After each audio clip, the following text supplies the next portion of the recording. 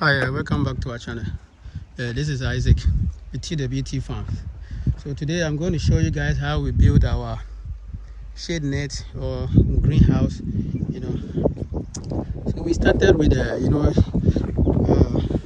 don't know if you guys watched the other video.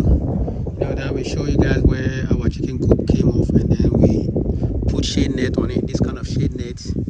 This is 60%, 65% shade. You know, so because of climate change, nowadays, if you are doing farming, you have to be very, very smart. Otherwise, you end up wasting a lot of money, especially vegetable farming. So this is how we did this kind of a shade net. So in case anybody is planning on doing a farm, but it's more cheaper to do this than the greenhouse. As time goes on, we will have to fence around here. Or so I will show you how we did this, and also show you how we apply the manure on this bed. So first of all, we went to get this shade net, which I said is 60% shade net. Then we put these poles. This is thick poles. So this whole thing is 60 feet by, I think, 95 or 90. I'll have to still double check. Yeah, about 90 or 95. So in here, you'll be able to hold about 2,000 seedlings. That's what we plan on, how many we plan on to put down here.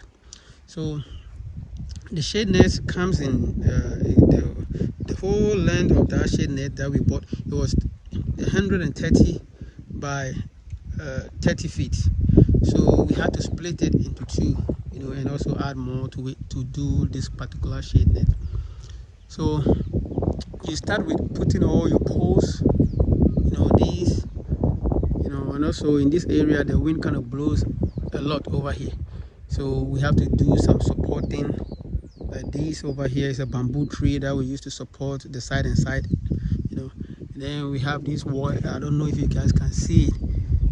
These wires over here to kind of hold the net to prevent it from coming all the way down. But everything, like I always keep saying, is a work in progress. So as we were doing it, I figured it out that the net was still, the wind was still making some waves in the net all the time. So what I did was, in the middle over at each spot, I put these long poles to push the pole up, the middle of the net up, to be like a cone. In physics, whenever there's a wave, and then like a wind wave, once it comes, if the wind wave is coming in the cloud, once you reach the door, like I don't even know how to call it, the pointed side over there, those are what the middle poles that I put in there, they are for to raise the net up. So whenever the wind is blowing and it reaches that side, it stops, the wave stops right there instead of continuing, because if it does that, it starts to shake the whole structure.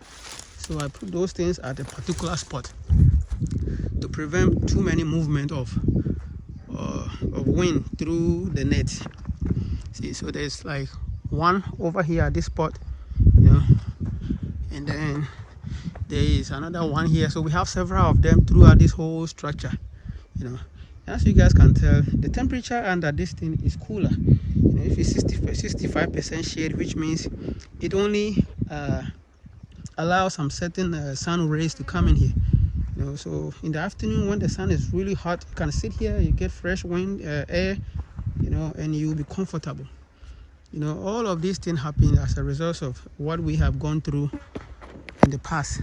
That's why we decided to do this kind of shade netting farming, because the temperature here, some few days ago, we had a temperature that if you walk in there, by the time you come back, you will be sweating really, really bad. It burns actually. And then we have some vegetables that was in there. All those vegetables bent, like tomatoes, like the sun just bent it completely. So we have to find a way to solve the problem. And after doing some research, a lot of people are switching to smart farming like this, because of climate change. And also under these, if you do drip irrigation, you save a lot of water because the water does not evaporate that much over here, you know. So you save yourself a lot of water. So if you want to do, if anybody is planning on doing any vegetable farming on those kind of things, you know, I would prefer they start thinking about this kind of farming because it looks like the future is this kind of farming, you know, because greenhouse farming, you know, it has come to stay, and it's because of the climate change and the weather changes. That's why people are finding new ways of doing this thing, you know. So the construction of this, you know, it's basically simple, especially when I came up with this idea of putting these tall poles in there. You know, if you do these, it will actually save you a lot of trouble from putting all these other supporting poles. That's the plan.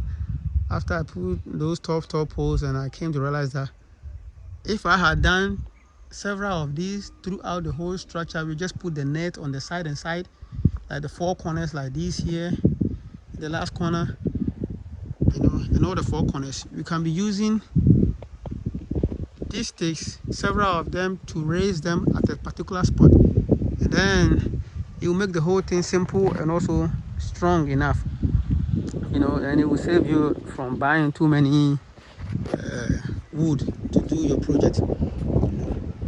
Yeah, we'll be giving you guys more updates about what goes on in here. You guys just have to stay tuned, you know, and as time goes on, you know, we are all learning, and I know somebody will learn something out of this that will save them a lot of money and troubles in the future. So I'll be showing you guys how we did the manure too, and then, you know, you guys will know how to go about it. So these are all raised bed that we did. I don't know if you guys can see, we have 10 of them over here. So this raised bed, we are going to put 2 drip lines on them, on each one of the bed, so that it will make the irrigation a lot faster. Usually when you use one, which means you have to run the irrigation for a little bit longer time. But if you use double drip lines, I'll show you guys how those drip lines too, we are setting them up.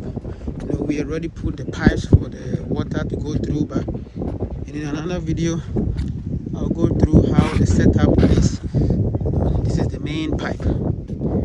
I'll go through a whole new video with how we do the setup for the drip irrigation. But in this video, you know, if you're trying to start a greenhouse farming, shade net farming, those kind of things, you know, you can do something as simple as this. But just make sure that you have strong pillars and strong poles so that you can secure your project.